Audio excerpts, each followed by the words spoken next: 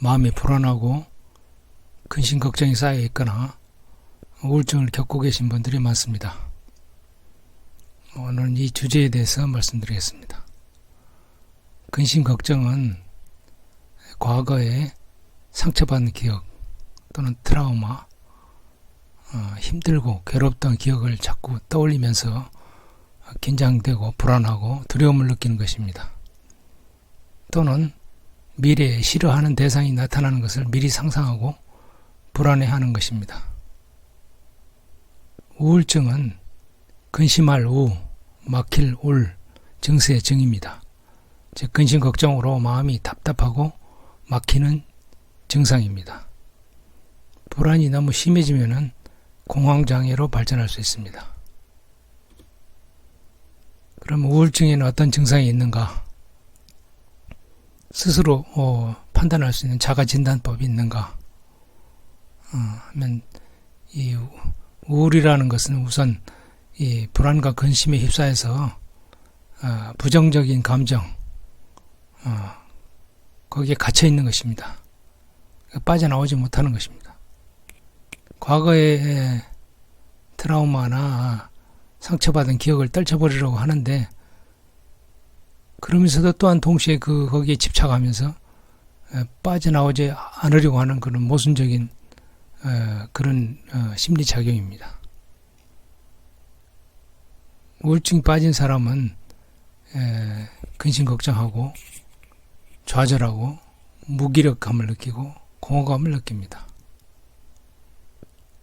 또 세상을 비관하고 삶을 포기하려고도 합니다. 이것은 말기의 증상입니다. 첫째로 답답함. 우울증이 걸린 사람은 미래에 대한 희망이 없고 근심 걱정이 쌓여서 가슴이 막히고 답답합니다. 두 번째, 좌절과 무기력함. 현재 암담한 상황을 자신의 노력으로 개선할 수 없다고 보고 좌절하고 한숨을 쉬고 탄식합니다. 미래에 대한 어떤 아무런 그 희망을 보지 못하고 의욕도 없고 절망하고 패배주의에 빠집니다. 셋째는 비관과 자기학대. 자기 자신의 삶을 비관하고 공허하게 느낍니다. 자신을 비하하고 학대하고 무능하다고 생각하고 하찮게 여깁니다. 그래서 삶을 포기하고 싶다는 충동에까지 이릅니다. 우울증의 단계는 세 가지가 있는데 초기, 중간, 말기로 나눌 수 있습니다. 각 단계별로 적절한 치료를 해야 합니다. 초기 단계는 일상생활은 가능하지만 기분이 저하되고 의욕이 감소합니다. 이때는 생각을 긍정적으로 바꾸고 신체 활동을 늘려서 해결할 수 있습니다. 중간 단계는 본인도 노력해야 되지만은 병원에서 치료도 받아야 됩니다. 일상생활하는 데 지장이 생기고 인간관계가 문제가 생깁니다. 말기 단계에는 아주 심각한 상태가 일어나고 그 자살하고자 하는 충동도 생기고 아주 심각한 단계이기 때문에 심리치료와 약물치료, 특히 약물치료를 꼭 해야 됩니다. 그래서 이걸 빨리 자가진단으로 빨리 내가 우울증이 초기 단계인가 하는 걸 빨리 파악할수록 빨리 대처를 할 수 있고 회복을 할 가능성이 높아집니다. 그럼 우울증을 치료하려면은 어떤 원리에 의해서 치료를 하는 것인가? 그러면은 그것은 우울증을 원인과 반대되는 행위를 하는 것입니다. 기쁨을 일으키고 긍정적인 마인드로 자존감을 높이고 잡념을 떨쳐버리고 현재에 집중하는 것입니다. 또 적절하게 신체 활동을 해서 몸의 기운을 소통시켜야 합니다. 우울증이 빠진 사람은 집 밖에 나가려고 하지 않고 몸을 움직이려고 하지 않습니다. 오드건히 앉아서 멍하니 그런 상태로 지내는 경우가 많습니다. 이런 방법을 네 가지 방법, 이 네 가지를 실천하면은 불안이나 근심, 우울증을 감소시킬 수가 있고 약한 것은 완전히 치유할 수도 있습니다. 첫 번째로 의도적으로 기쁨을 일으키는 것입니다. 우울증은 기쁨이 없기 때문에 우울한 것입니다. 기쁨을 느끼면은 근심 걱정도 사라집니다. 우선은 내가 뭘 좋아하고 뭘 싫어하는가를 명확히 알아야 됩니다. 그게 불분명하기 때문에 뭐가 좋아하고 뭘 싫어하는지도 정확히 인식을 못하기 때문에 그 기쁨이 없기 때문에 근심하고 우울한 것입니다.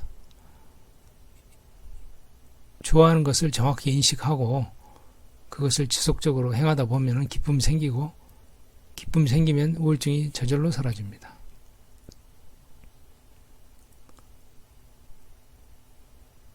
첫 번째 표정 훈련. 거울을 보고 자기 얼굴 표정을 보고 어둡고 찌푸리고 우울한 표정, 이걸 교정을 해야 됩니다. 일부러 의식적으로 의도적으로 교정을 해야 됩니다. 그래서 일부러 밝은 표정을 지으려고 노력하고 또 미소 짓는 표정으로 바꾸는 훈련을 매일매일 해야 됩니다. 또 일부러 웃고 싶지 않아도 일부러 소리내서 웃는 것도 해야 됩니다. 그래서 하루에 최소한 한 번 아니면 여러 번 이렇게 거울 보고 자신 표정을 바꾸고 그렇게 노력을 해야 됩니다. 그 다음에는 노트에다가 내가 뭘 싫어하는가, 싫은 것부터 먼저 목록을 만듭니다. 하나하나 싫어하는 걸 적어 나갑니다. 그래서 목록을 다 만들어 놓고 그 다음에 다른 노트에다가 그 싫어하는 것과 정반대되는 것을 또 적습니다. 하나하나 적어서 목록을 또 만듭니다. 그러면 그 싫어하는 것과 반대되는 것이 곧 좋아하는 것입니다. 자기 스스로 인식을 못할 뿐이지 그게 좋아하는 것입니다. 그래서 그 목록을 놓고 그걸 어떻게 하면 그거를 내가 이것을 할 수 있을까 연구하고 생각하고 해서 그 노력을 해서 그것을 얻도록 노력해야 됩니다. 셋째는 긍정적인 콘텐츠를 접한다. TV나 인터넷에서 부정적인 뉴스, 화가 나는 그런 뉴스, 불쾌한 뉴스 그런 걸 보지 말고 긍정적인 뉴스, 또 선행, 미담, 또 감동을 주는 거 그렇게 해서 TV나 유튜브나 그 동영상, 글 이런 것들을 부정적인 거는 가급적 멀리하고 긍정적인 거를 자꾸 접해야 됩니다. 그래서 흐뭇한 그런 기사라든가 그런 걸 듣고 자꾸 불만족을 일으키는 그런 기사를 보지 말아야 됩니다. 세 번째로 긍정적인 마인드로 자존감을 높이는 것입니다. 자신의 삶이 의미 있고 가치가 있다는 것을 믿어야 됩니다. 남보다 성공하지 못했다 해서 실망하지 말고 비관하지 말아야 됩니다. 돈이 없다 또는 명예가 없다 해서 그 의미 없는 인생이 아닙니다. 평범한 삶이 오히려 더 좋은 것입니다. 평범한 삶이 더 가치가 있다고 생각해야 됩니다. 부유하거나 명예가 있으면은 좋을 것 같죠? 그렇지 않습니다. 그 유명세를 치러야 되고 자유가 없고 모든 말과 행동에 자유가 없습니다. 그 사람들은 그 대중들이 항상 지켜보고 있기 때문에 자유롭게 행동을 못하고 자유롭게 말을 못합니다. 항상 그 남의 눈치를 봐야 됩니다. 그게 얼마나 답답한 일입니까? 그거 좋지 않습니다, 사실. 그래서 평범하게 사는 것이 오히려 더 좋은 것입니다. 이렇게 생각을 바꾸면은 근심이 기쁨으로 바뀔 수가 있습니다. 긍정적으로 생각해야 됩니다. 자기 자신을 가치 있다. 이렇게 생각해야 됩니다. 나의 삶은 의미가 있고 가치가 있다. 나는 귀한 사람이고 착한 사람이다. 이렇게 자신을 하찮게 여기면 안 됩니다. 자신을 존중해야 되고 사랑해야 되고 가치 있다고 생각해야 된다. 또 자신감을 가져야 됩니다. 나는 할 수 있다. 내가 열심히 노력하면은 나는 계속 발전할 것이다. 이렇게 자신감을 가져야 됩니다. 이것이 세 번째네요. 잡념을 없애고 현재에 집중하기. 과거의 기억으로 근심이 생기면은 그 과거를 기억하지 않는 훈련을 해야 됩니다. 뭐 저절로 되는 건 아니고 노력해야 되지, 뭐 저절로 되는 건 이 세상에 공짜가 없습니다. 노력해야 됩니다. 훈련해야 됩니다. 과거의 기억이 떠오를 때마다 빨리빨리 알아차리고 그 생각을 멈춰야 됩니다. 자꾸 훈련하고 또 훈련하고 해야 됩니다. 100번이든 1000번이든 노력하고 또 노력하다 보면은 처음에는 힘들지만은 그것이 점차 그것이 과거 기억이 떠오르는 횟수가 줄어듭니다. 점차 줄어들어요. 계속 노력하다 보면은 한참 시간이 지나면은 거의 다 잘 떠오르지 않고 드문드문 횟수가 굉장히 적어집니다. 과거의 가슴 아픈 기억이라든가 상처받은 기억이라든가 불쾌하고 화가 났던 기억, 창피했던 기억, 부끄러운 기억, 이런 게 떠오르면은 당장 내가 괴로워집니다. 화가 일어나거나 또는 후회가 일어납니다. 그 왜 아무 이익이 없고 이렇게 손해만 있는데 뭐하러 과거를 기억하겠습니다. 과거는 이미 사라진 것입니다. 그러니 과거를 기억할 필요가 없습니다. 아무 이익도 없고 또 이미 사라진 거 지금 존재하지 않는 게 더 허망한 거기 때문에 기억할 필요가 없습니다. 또 미래를 생각하면서 자꾸 그 염려하고 근심하고 그런 것도 좋지 않은 습관입니다. 미래 생각도 딱 접고 오직 현재에만 집중해야 됩니다. 그리고 자신이 마음속에 근심이 생기면 근심이 생겼다고 알아차려야 됩니다. 그 감정을 그 근심과 괴로움을 자꾸 회피하려고 그러면 절대 그걸 해결을 못합니다. 화가 일어나면 화가 일어난다고 알아차리고, 후회가 일어났으면 후회가 일어났구나 알아차리고, 또 근심이 생겼으면 내가 근심하고 있구나 알아차려야 됩니다. 그래야만 해결책이 생깁니다. 감정을 회피하지 말고 있는 그대로 알아차리고 이 부정적인 감정을 없애려면 어떻게 해야 될 것인가 그걸 연구를 해야 됩니다. 그래서 이런 과거 기억 때문에 내가 괴로워지는 거야. 그러면 그 기억을 멈추고 기억하지 않는 훈련을 하는 것이고, 또 미래를 미리 상상하면서 얘 근심이 생기는구나. 또 괴로워지는구나. 그러면 미래 생각하지 않으면 될 거 아닌가. 그러면 그렇게 해서 생각을 멈추면은 그 괴로움도 사라져 버립니다. 그리고 과거에 상처받은 기억이 자꾸 떠오르면은 그 과거에 상처받았던 과거의 자신을 내 친구라고 생각합니다. 그래서 그 친구한테 위로를 해줍니다. 너 얼마나 힘들었겠냐. 참 과거의 그 어릴 때의 기억이라면 그 어린아이한테 위로를 해줍니다. 너 참 힘들었겠구나. 불쌍하다.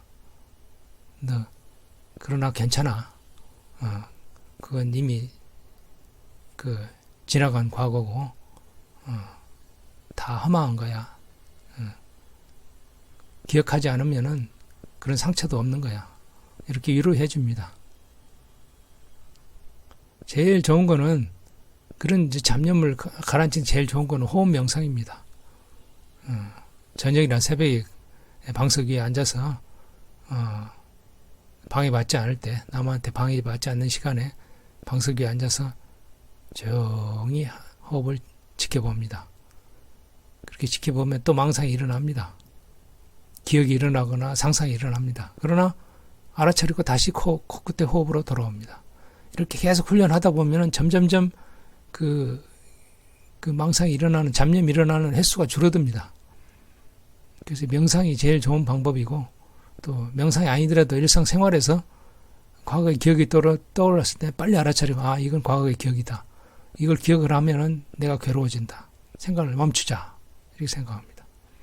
또 미래의 일에 근심한다면은, 아, 이거는 미래의 일이다. 아직 오지도 않은 미래를 상상할 필요가 없다. 이건 괴로움일 뿐이다. 이렇게 알아차리고 생각을 멈춥니다. 다음 네 번째로 신체 활동으로 몸의 기운을 소통하기. 우울증 있는 사람은 우두커니 앉아있는 경우가 많기 때문에 몸의 기운이 정체되어 있습니다. 가면 갈수록 몸이 기운이 정체되어 있고 뇌세포가 점점점 파괴됩니다. 그래서 몸을 활동을 해서 기운을 소통을 시켜줘야 한다. 몸을 쓰는 일을 하거나 운동을 하거나 해야 됩니다. 유산소 운동을 하는 것이 좋습니다. 또는 텃밭을 가꾸거나 또는 집안 대청소를 하거나 집을 수리를 하거나 해서 이렇게 땀을 흘리는 것이 좋습니다. 땀을 흠뻑 흘리고 샤워를 하면은 몸도 쾌적해지고 마음도 편해집니다. 우울한 사람이 이런 걸 하기 싫어합니다.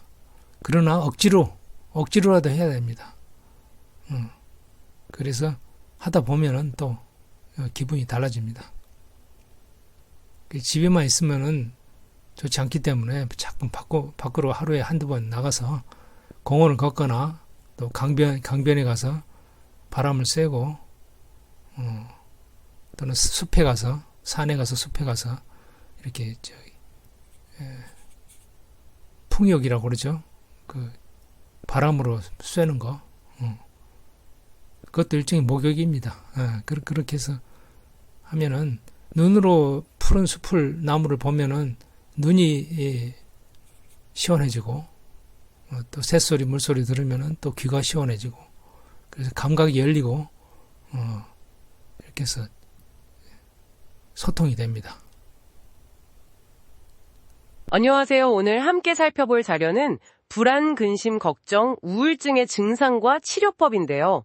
이 자료 보니까 근심, 걱정이 과거 상처나 미래에 대한 두려움이랑 이어지고 그게 또 긴장, 불안, 짜증으로 번지다가 우울증까지 갈 수 있다 이런 내용이더라고요. 네, 맞아요. 거기다 불안이 심해지면 이제 공황장애로도 이어질 수 있다고 하고요. 우울증이라는 게 단순히 슬픈 감정을 넘어서서 좀 부정적인 생각의 벽 같은 거에 갇히는 상태, 좌절감, 무기력감, 공허감 이런 걸 느낀다고 묘사하죠. 네. 근데 좀 흥미로운 지점은 과거에서 벗어나려고 하면서도 동시에 또 거기에 매달리는 약간 모순적인 패턴을 보인다는 설명이었어요. 벗어나고 싶은데 또 붙잡는 거요? 구체적인 증상들도 좀 나왔죠. 그 중에 하나가 답답함, 가슴이 꽉 막힌 느낌? 네, 그렇죠. 미래에 대한 희망은 잘 안 보이고 근심 걱정만 가득해서. 네. 그리고 또 좌절과 무기력감도 있었고요. 맞아요. 나는 못해. 내가 뭘 어떻게 하겠어? 이런 생각들. 그러면서 신체 활동도 줄어들고. 점점 더 깊어지는 느낌인데요? 네. 그러다가 이제 비관하고 자기를 학대하는 단계로 가기 쉽다고 경고해요. 내 인생은 의미 없어. 나는 살 가치 없어. 이런 극단적인 생각까지요. 오후, 듣기만 해도 힘든데요. 근데 이 자료가 다행히 초기나 중간 단계에서는 좀 해볼 만한 대처법들을 제시하고 있어요. 정말요? 어떤 것들이 있나요? 좀 실천 가능한 것들일까요? 첫 번째가 의도적으로 기쁨 일으키기예요. 의도적으로요? 네. 그러니까 기분이 좋아지길 그냥 기다리는 게 아니라 내가 뭘 좋아하고 싫어하는지 좀 명확히 알아서 좋아하는 활동을 일부러 꾸준히 하는 거죠. 아니면 거울 보면서 일부러 밝은 표정 짓고 웃는 연습을 한다거나. 표정 연습이요? 네. 그리고 마음 챙김하면서 맛있는 음식을 적당량 먹는 거, 좋은 뉴스나 미담 같은 걸 일부러 찾아보는 것도 방법이라고 하고요. 기분이 행동을 따라오게 만든다는 거네요. 재밌는데요. 그럼 두 번째 방법은 뭔가요? 그 좌절감이나 무력감은 어떻게 다루죠? 그게 이제 두 번째 방법. 긍정적인 마인드로 자존감 높이기랑 연결돼요. 성공이나 부, 명예 이런 것만이 전부가 아니라는 거.